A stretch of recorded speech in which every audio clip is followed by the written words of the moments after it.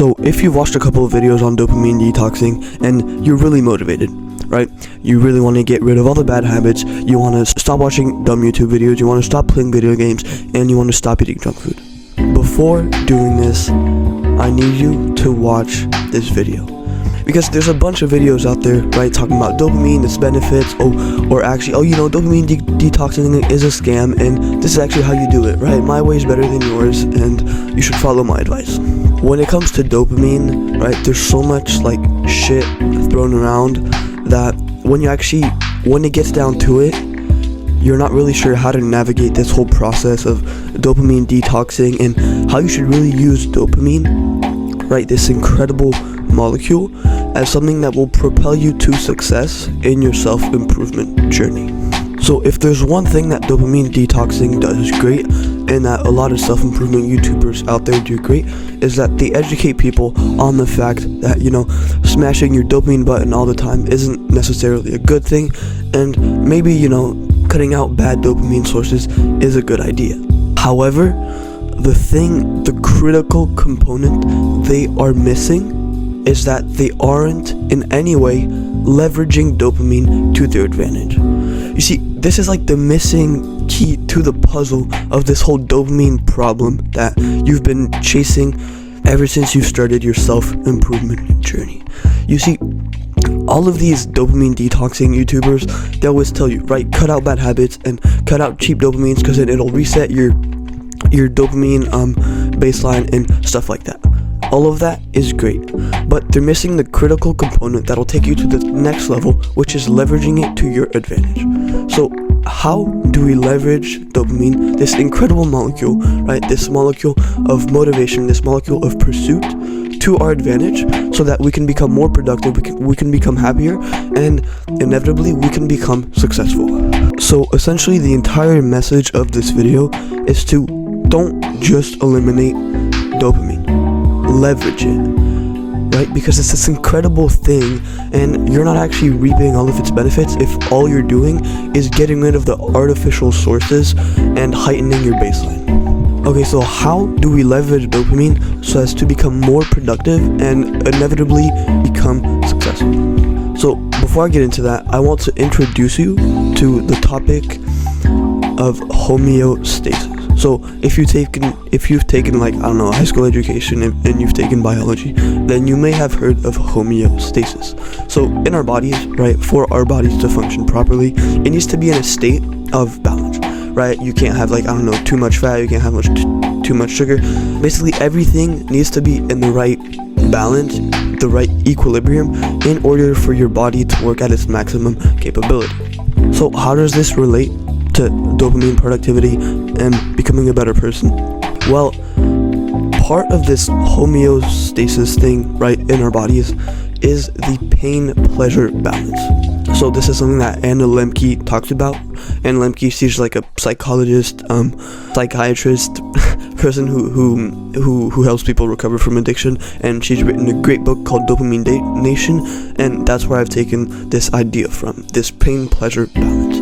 So basically, when you're doing a dopamine detox, all you're doing is resetting the scale, right? Before doing a dopamine detox, you're constantly smashing on the pleasure side of the scale. And remember what I said, right? You need the perfect equilibrium. So if one side is constantly tipping, right? If you're constantly on the pleasure side, then inevitably you're gonna find yourself being in a lot of pain because your body has to maintain the balance, right? If you're constantly doing pleasurable activities, you're going to feel that same amount of pain later because you need to remain in homeostasis. And so when you're doing a dopamine detox, pretty much all you're doing is resetting that balance, right? That's the good thing, more dopamine in your system, higher baseline, higher levels of motivation, and then inevitably higher levels of productivity. But I want you to take this one step further, because what if instead of, first of all, you stop smashing on your pleasure side, well, the balance is tip out, right? You go from constantly being in a pleasure mode to balancing things out, right? You're a bit more motivated. But now, what if we leveraged dopamine like I talked about by pressing on the pain side of the scale? Because if you have double-digit IQ, then you can pretty much guess where I'm going with this. When you're constantly pressing on the pleasure side of the scale, what happens? Well, you need to feel the same amount of pain. So that's why, when you eat a shit ton of junk food, or when you play 3 hours of video games, afterwards you feel kind of bad, right? You feel 50 pleasure points, and inevitably you have to feel 50 pain points. But what if you made yourself feel 50 pain points? You would then be rewarded with that same amount of pleasure, right? And I'm not talking about like stabbing yourself in the arm, or like like banging your head against the wall, because like this is what Sasha talks about, right? I'm feeling pain, so I'm gonna be rewarded with pleasure. When I mean pain, I mean doing uncomfortable activities, discomfort activities that may even lower your dopamine baseline as you're doing them, but then get them higher above baseline. And when you're doing these activities more and more, well, you'll see that you'll just feel better all the time, and that's because your dopamine baseline will be much higher than before you were just doing the normal dopamine detoxing thing. So there are a couple of like dopamine leveraging activities, essentially pain habits, that you can start doing on top of your dopamine detoxing thing. And the main one is taking cold showers. So I've spoken about cold showers time and time again, but they're pretty much the most like effective at raising your dopamine levels above baseline, and I highly recommend that you take one at the beginning of the day. You get up, you burst out of bed, and within 30 seconds you're under that freezing cold water. And when you get out, you'll feel this like, I don't know how to explain it, but it's like this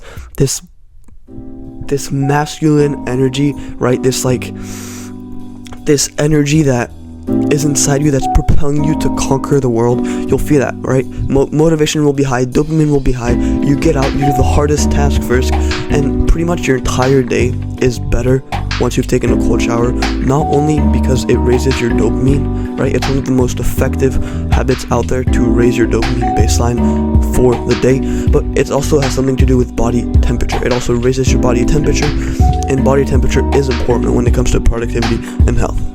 So if there's one habit you do from now on because of this video, it's taking a cold shower. So the other two habits that you can do to leverage dopamine are working out.